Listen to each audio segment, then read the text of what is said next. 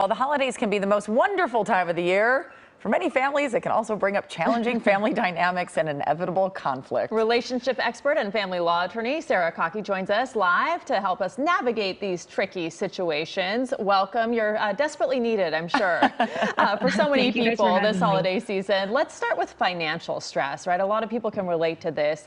What is the best way to handle it, especially for divorced or separated families who now may be carrying the burden of gift giving by themselves? Financial stress is a big issue during this time of year, especially for families who have been separated recently or going through divorce. I'm going to give the same advice that I give to my clients. Set a budget and set some real expectations for gift giving. If we really think back to our own childhood memories of Christmas, it usually was around the things that did not involve spending that much money. Baking cookies, driving around looking for the best Christmas lights in the neighborhood. One of our family favorites is binge watching Christmas movies. In our home, we'll be watching Sound of Music over and over again to recreate that Christmas magic.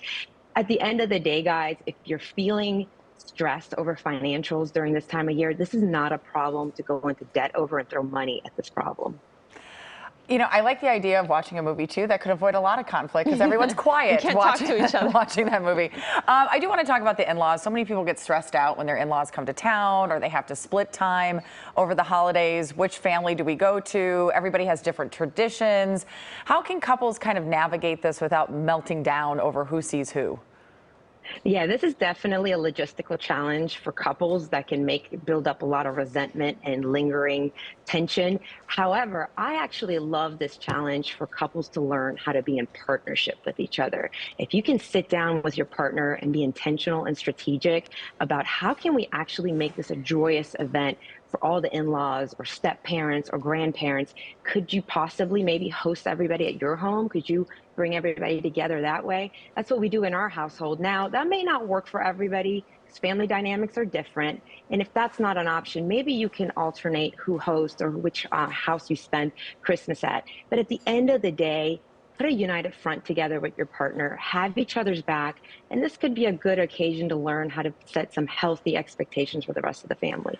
Yeah, we mentioned earlier that actually a majority of people associate the holidays with negative words. That's actually kind of surprising. But how do we protect ourselves from these negative thoughts?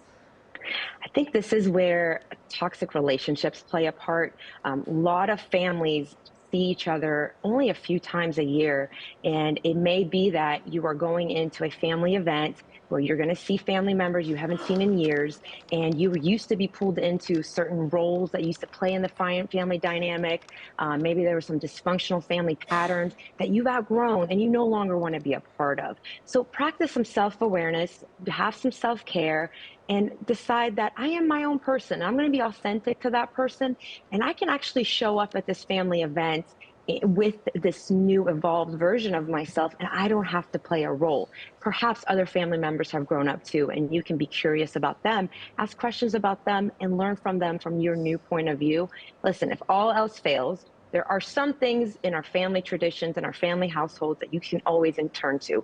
Maybe it's the good food, maybe it's the music, or maybe it's that inappropriate aunt or uncle that tell the best jokes that you can turn to. That's true. I also say avoid alcohol, because that can really ratchet things up. Learn some deep breathing exercises and take a walk if you need to. But for divorced parents, how can they best work together to ensure the family enjoys the season, even if they aren't all together, or maybe one family's traveling, one family wants to split the day? I mean, it gets very complicated. Yes, and let's be real. If you're recently divorced, the last thing you want to do is share your children. That is a hard ask that we usually have to have of our clients.